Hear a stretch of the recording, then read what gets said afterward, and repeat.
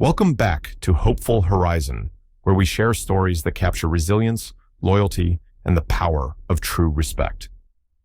Today's tale is one that unfolds in a quiet diner where an elderly World War II veteran, Walter, sits down for a simple meal, only to find himself the target of mockery from a group of disrespectful bikers. But what starts as a moment of insult transforms into an unforgettable lesson when Walter calls on his fellow veterans to stand beside him. Get ready for a journey that will remind you of the values that truly matter: loyalty, courage, and the strength of a community united by honor. Stay with us as we delve into a story of silent endurance turned powerful confrontation, of friendship and solidarity, and a lesson in respect that none in that diner will soon forget. If you enjoy stories filled with unexpected turns and moments that stay with you, don't forget to like, comment, and subscribe. Let us know where you're listening from. We love hearing from you. And don't forget to hit the bell to never miss a new story from Hopeful Horizon. Walter Hayes stepped out of his old sedan, his hand gripping the doorframe as he slowly straightened up. His bones ached and his joints protested every small movement, but a gentle smile softened his features as he looked up at the weathered sign of the diner, painted in peeling red and blue. The place hadn't changed in decades. Its neon sign, though faint and flickering, still buzzed above the entrance. All-American Diner, it read, a familiar beacon that stirred memories of his younger days. At 91, Walter was a man of quiet dignity. His life had been woven with threads of valor, loss, and resilience, formed on battlefields he rarely spoke of, and solidified in the years he'd spent building a life back home. He was thinner now, his once broad shoulders stooped, his gait slower, but his presence was striking in its own way. Beneath his well-worn wool coat and slacks, Walter's heart was steady, his mind sharp, and his eyes, though framed by a web of wrinkles, retained a spark that had guided him through war and peace alike. Pushing open the diner door, he stepped into the warm, nostalgic embrace of his youth. The smell of sizzling bacon and coffee instantly brought him back to Saturday mornings with his wife, who'd passed some years back, leaving behind memories that now anchored him. Walter's steps faltered as he glanced at their favorite booth by the window, but he shook the memory away, finding a seat at the counter instead. "Good afternoon, Mr. Hayes," greeted Emma, a waitress in her early 20s with a friendly smile and a ponytail that bounced with every step. She'd taken to Walter since she started working here, calling him Mr. Hayes, with a kind of reverence he appreciated. "Afternoon, Emma. Could you get me a cup of black coffee and a slice of that apple pie?" he asked, his voice softened by time yet clear. "Of course, Mr. Hayes. Extra cream like always?" Walter chuckled, a light in his voice. "You remember." Emma's cheeks dimpled as she grinned and bustled away, leaving Walter to settle into the warmth and comfort that the diner offered. He let his eyes drift around the room, nodding to a couple of older patrons who recognized him. It was a peaceful, ordinary afternoon, just the way he liked it. The door jingled again, and Walter's gaze shifted to a group of men in leather jackets and worn jeans strutting into the diner, their laughter loud and brash, filling the small space with an energy that clashed with its quiet ambience. They were bikers, all in their mid-30s, a mix of hardened looks and smug expressions as they claimed a booth, disturbing the peace. Walter watched them for a moment, his face impassive. He had seen plenty of young men like them, full of bravado, searching for strength in noise and intimidation. Turning back to his coffee, he resolved to ignore the interruption. He'd come for a peaceful meal, and no one was going to spoil it for him. But one of the bikers, a man with a scruffy beard and a red bandana, noticed Walter sitting quietly at the counter. With a sneer, he nudged his friends, jerking his thumb in Walter's direction. A low chuckle rippled through the group, and they exchanged mischievous glances. "Hey, old-timer," the man called out, his voice carrying across the room. Walter pretended not to hear, sipping his coffee slowly. He'd learned over the years that patience often silenced trouble better than any words. "Didn't you hear me, Grandpa?" the man persisted, louder this time, his tone mocking. "Bet you can barely hear anything with those old ears, huh?" Walter set down his cup, eyes fixed on his pie, but his hands tightened slightly. Emma, returning with his meal, shot a glare at the group before setting the plate in front of him. "Don't mind them, Mr. Hayes," she whispered, her voice full of empathy. "They're just looking for trouble." He gave her a gentle smile. Thank you, Emma. I can handle it. As the bikers continued their jibes, Walter focused on his meal, each bite bringing him comfort amid the unkind words. Yet, as he ignored them, the bikers grew bolder, laughing and sneering as they directed one insult after another his way. In the past, Walter had faced far worse. War had forged him in fire, and he was well acquainted with hostility. But this was different. This was the casual cruelty of men who had never known real hardship, who used laughter to mock rather than uplift. Finally, as they made another crude joke, Walter placed his fork down. His patience was unwavering, but he knew when to draw a line. He turned to face them, his gaze calm but firm.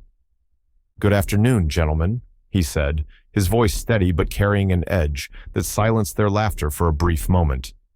"Is there something you need from me?" The leader of the group smirked, unimpressed.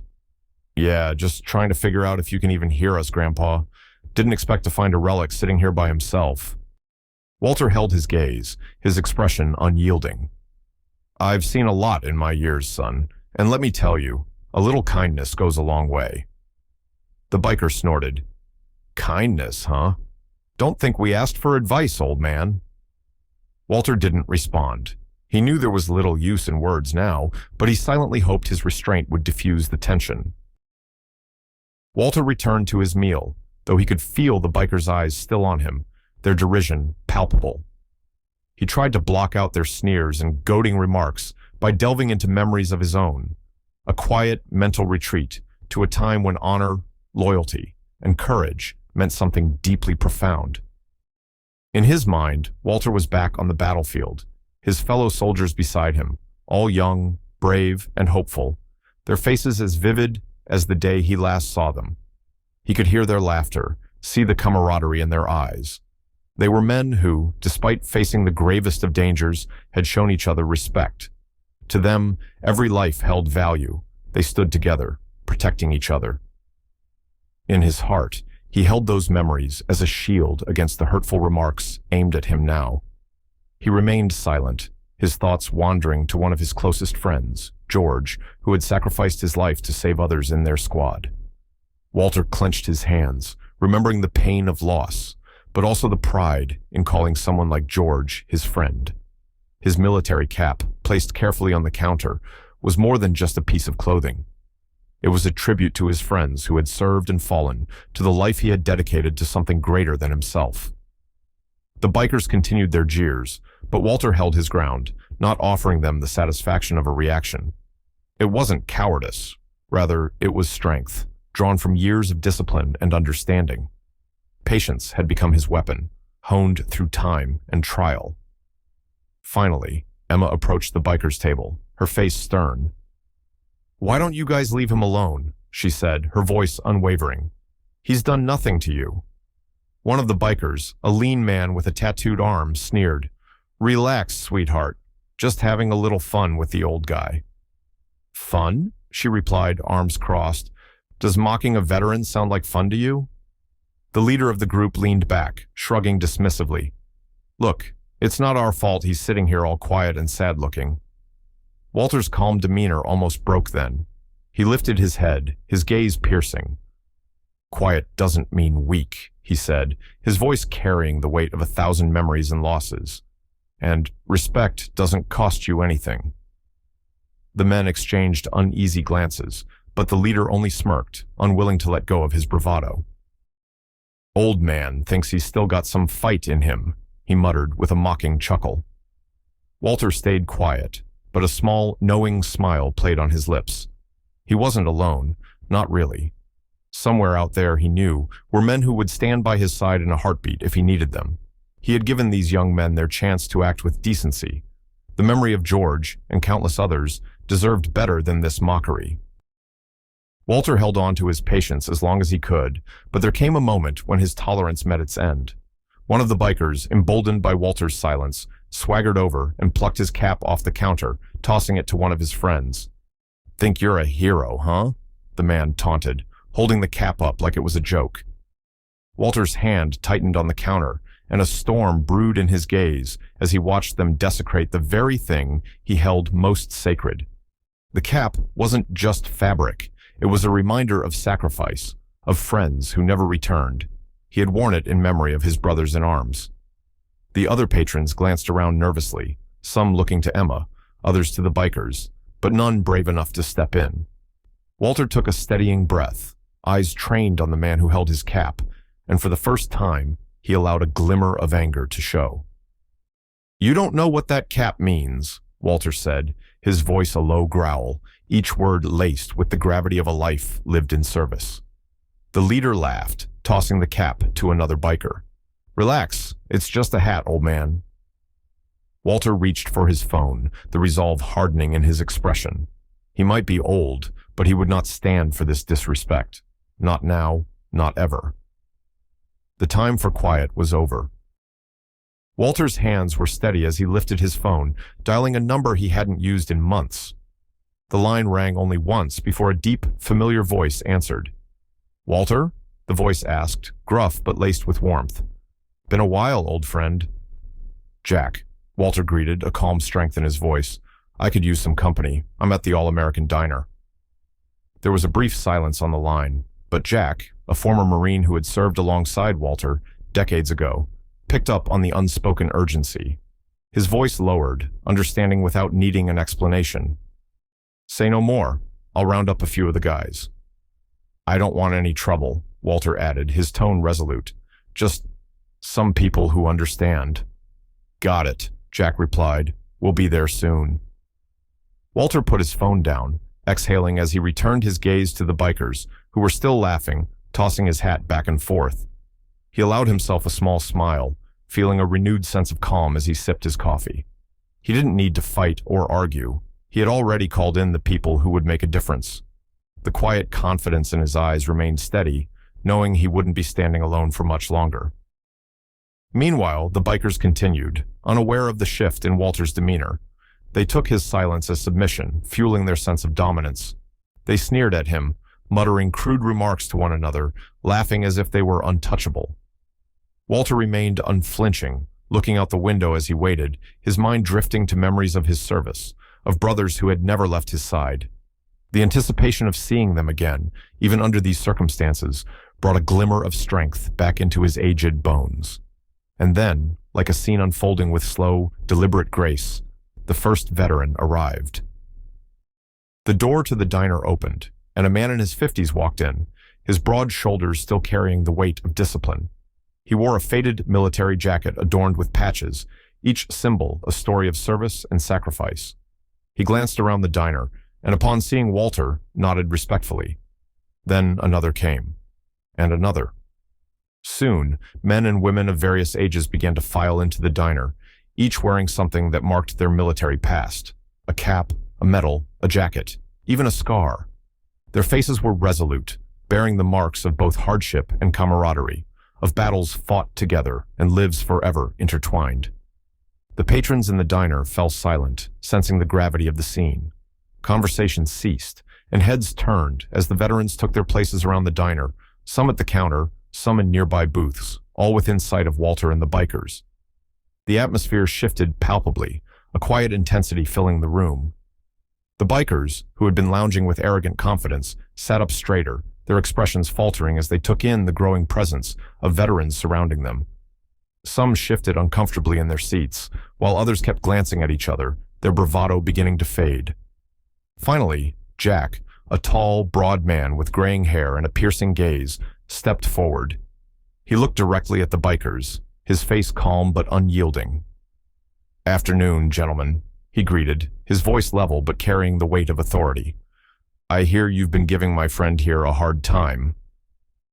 One of the bikers, the man with the red bandana, tried to muster his earlier confidence, but his voice wavered slightly. "We were just joking around. No big deal." Jack raised an eyebrow, unimpressed. "Joking? You're talking about a man who's given more for this country than most, someone who's earned his peace and respect. If that's your idea of a joke, maybe you need to think harder." Another veteran stepped forward, a woman in her 40s with a bronze star pinned to her jacket. She looked at Walter, then at the bikers, her gaze steady. "Men like Walter didn't fight so you could sit here and act like bullies. They fought so everyone could live free, including you." The bikers exchanged uneasy glances, realizing that they were outnumbered not only in bodies, but in spirit. The weight of the veterans' presence was undeniable, their quiet strength a stark contrast to the bikers' fading arrogance. Jack's gaze remained steady on the leader of the bikers. "You see, respect isn't about fear. It's about knowing the sacrifices that others have made, so you don't have to. Walter here has seen more, done more, and lived more in his years than you can imagine. He deserves your respect." The biker leader lowered his gaze, muttering something under his breath, but the room's silence amplified his discomfort.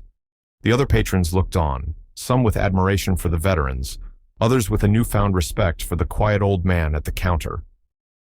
The tension hung heavy in the air, a silence filled only by the quiet shuffle of feet and the steady breathing of the veterans, who stood unwavering, a silent wall of respect and solidarity. The bikers' bravado had drained completely, leaving only the hollow shell of their arrogance.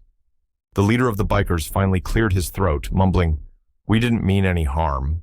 Didn't know he was a vet." Jack tilted his head, his gaze unwavering. "Now you know.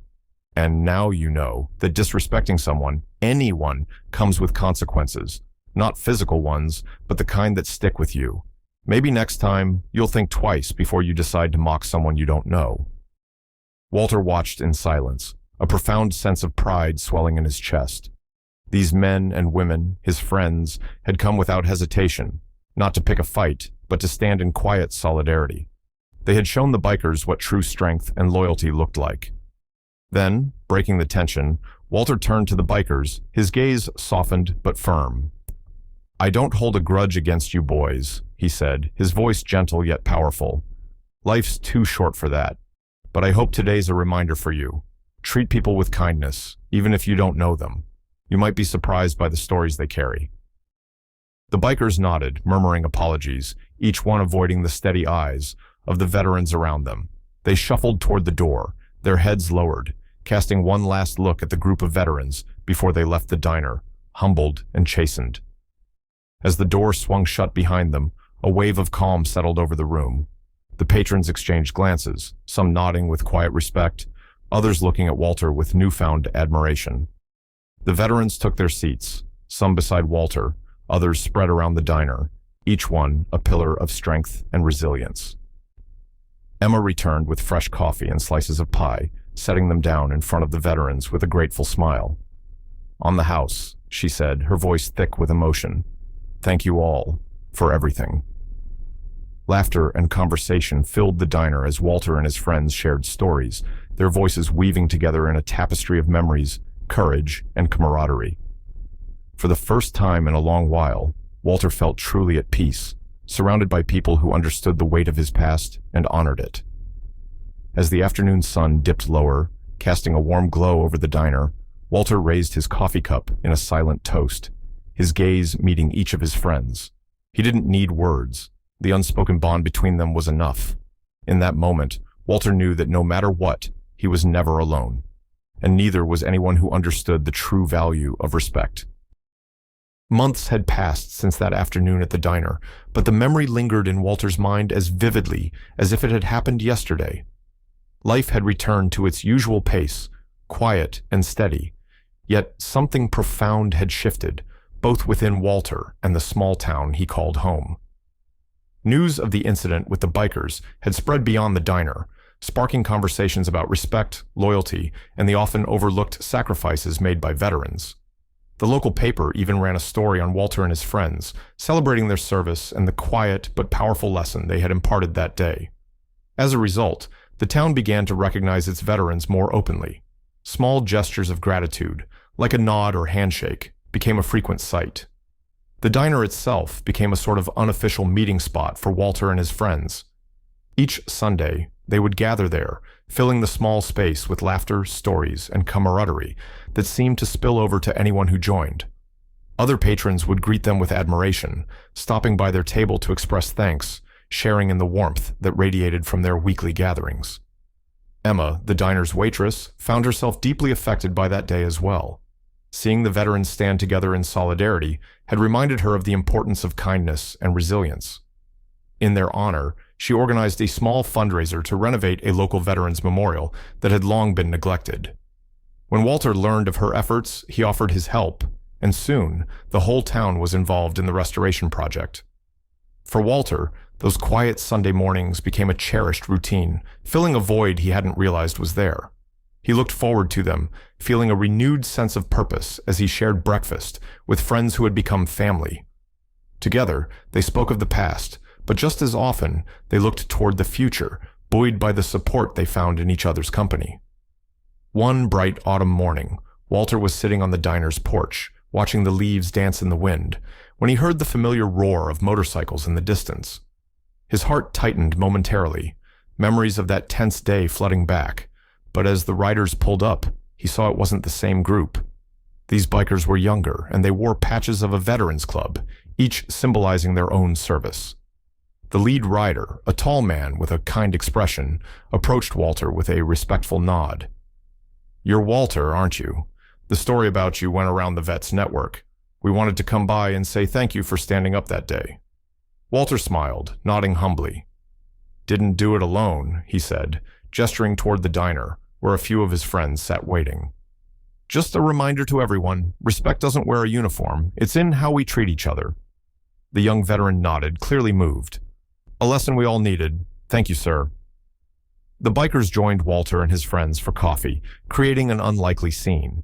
Veterans of different wars, different ages, sharing stories and laughter, united by a common bond.